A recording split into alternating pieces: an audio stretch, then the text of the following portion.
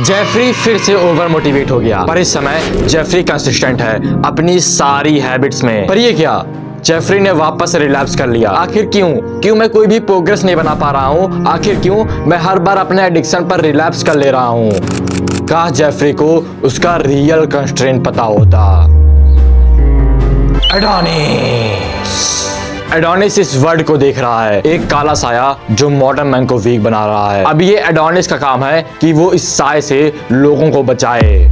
ये आसान नहीं होगा। तो फिर अब मैं तुम्हारा टाइम बर्बाद नहीं करूंगा। अगर इस समय तुम एक लूप में फंस गए हो कि तुमको लगता है कि तुम थोड़ी सी अपनी लाइफ में प्रोग्रेस बना रहे हो, पर वापस से तुम गिर जाते हो, फिर ऊपर जाते हो, फिर गिर जाते हो और बार बार इसी लूप में अटक जाते हो। तुमको बहुत सारे अच्छे काम करने हैं, तुमको अपनी लाइफ में बहुत सारी प्रोग्रेस बनानी है, पर तुम कभी भी अपने एडिक्शन को छोड़ नहीं पाते हो। हर समय इंस्टाग्राम, फेसबुक, व्हाट्सएप जितनी भी चीज है उस पर लगे रहते हो। बार बार तुम फैब करते रहते हो, जबकि तुमको फैब करने का बिल्कुल भी मन नहीं करता है। तो इस स्टेज में तुम्हारा माइंड तुम्हारी प्रॉब्लम नहीं है, तुम्हारे अंदर एक ट्रॉमा है, एक डार्क ट्रॉमा है जो तुमको हर समय पीछे घसीट रहा है। तुम्हारी एक फॉल्स आइडेंटिटी उसमें सेट हो गई है। जरा एक बार सोचो, जब तुम बच्चे थे लगभग 5 से 6 साल के, उस समय के बारे में हमको बिल्कुल भी याद नहीं है, पर अगर उस समय जब हम लोग 5 से 6 साल के थे, हम लोग को किसी कुत्ते ने काटा होगा तो फिर हम लोग उस समय बहुत डर गए होंगे और हम लोग के पेरेंट्स हम लोग को बचाए होंगे। और इसी समय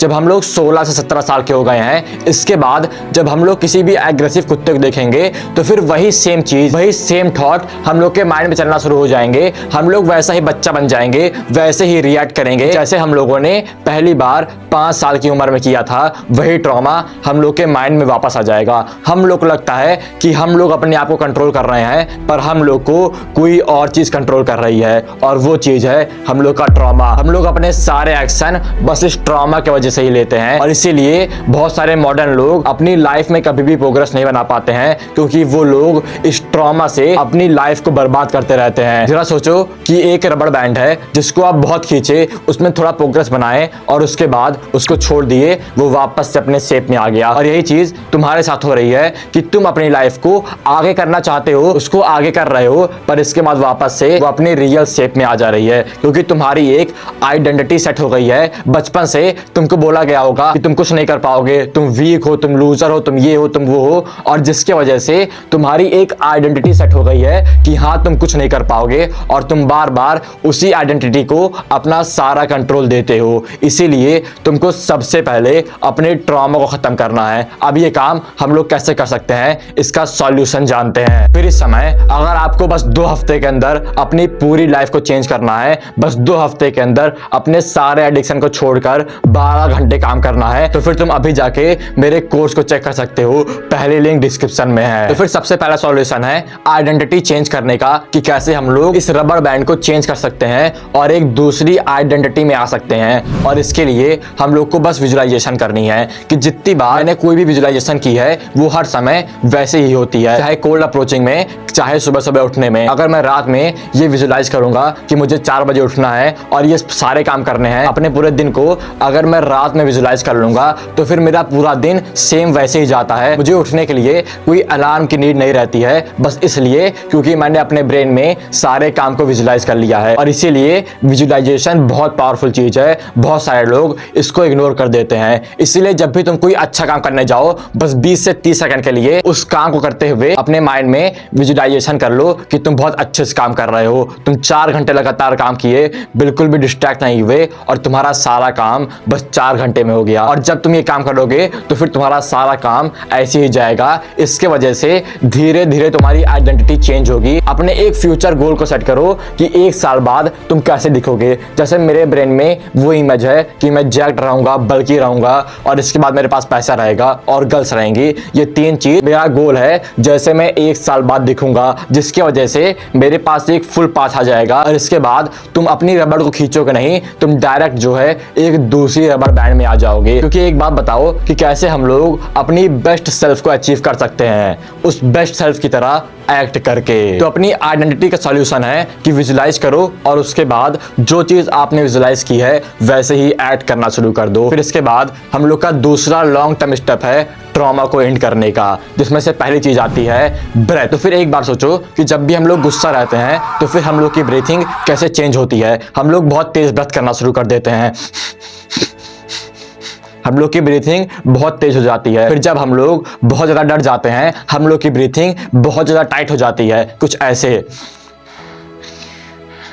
फिर इसके बाद जब हम लोग दुखी रहते हैं हम लोग की ब्रीथिंग टाइट हो जाती है और बहुत धीमे हो जाती है। तो अपनी ब्रीथिंग से आप समझ सकते हो कि जैसे आप ब्रेथ करते हो वैसे ही आप एक्ट करते हो। और जब भी आप किसी को कोल्ड अप्रोच करने जाते हो या फिर कोई भी पुराना काम होता है तो फिर आपका पुराना ट्रॉमा वहां पे आ जाता है, आप वैसे ही ब्रेथ करना शुरू कर देते हो। वही कुत्ते वाला एग्जाम्पल लेते हैं कि आप 16 साल के हो गए हो और इस समय जब आप किसी एग्रेसिव कुत्ते को देखोगे तो फिर आपकी ब्रीथिंग वैसे ही हो जाएगी जैसे आपकी ब्रीथिंग 5 साल की उम्र में थी। और इसीलिए इस ट्रॉमा को उस समय एंड करने के लिए आपको पर्पसफुली एक डीप ब्रेथ करनी है, एक फुल ब्रेथ करनी है, जिसकी वजह से आप पूरा रिलैक्स हो जाओगे, आपकी ब्रीथिंग चेंज हो जाएगी, आपका माइंड चेंज होगा और आपके कंट्रोल में आ जाएगा। इसीलिए जब भी आप ये देखो कि आप अपने इमोशन के कंट्रोल में हो, अपने इमोशन से अपना सारा डिसीजन बना रहे हो, तो फिर उस समय एक डीप ब्रेथ करो जहां पे आपका कोर आगे जाएगा, आपका चेस्ट अप होगा और इसके बाद आपके ब्रेन का कंट्रोल आपके पास आ जाएगा।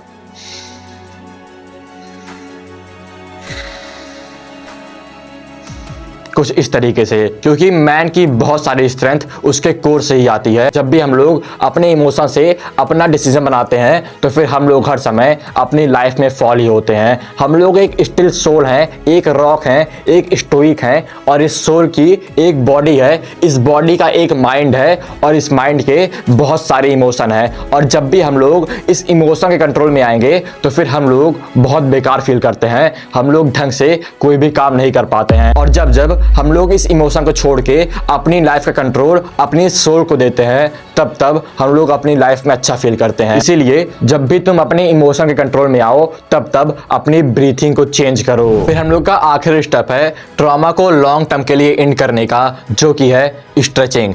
तो फिर हम लोग का जितना भी ट्रॉमा है वो हम लोग के ब्रेन के अंदर सेव नहीं होता है, वो सारा ट्रॉमा हम लोग के मसल के अंदर सेव होता है। अगर तुम डेविड गॉगिंस को जानते होगे तो फिर तुमको पता होगा कि वो हर रात 2 घंटे स्ट्रेचिंग करता है, खासकर अपने पैर की मसल की, क्योंकि हम लोग का सारा ट्रॉमा हम लोग के ग्रुप्स में, हम लोग की हैमस्ट्रिंग में सेव होता है ज्यादातर। और जिसकी वजह से जितनी बार हम लोग स्ट्रेचिंग करते हैं हम लोग का थोड़ा थोड़ा ट्रॉमा हम लोग की बॉडी में से रिलीज होता है। डेविड गॉगिंस की लाइफ में बहुत ज्यादा ट्रॉमा था और इसीलिए वो हर समय रात में 2 घंटा स्ट्रेच करता है, क्योंकि ये सबसे बेस्ट मेथड है लॉन्ग टर्म के लिए अपने ट्रॉमा को निकालने का। शुरुआत में ये बहुत ज्यादा बेनिफिशियल नहीं होगा, पर 1 से 2 साल बाद आपका बहुत सारा ट्रॉमा आपके बॉडी से निकल जाएगा।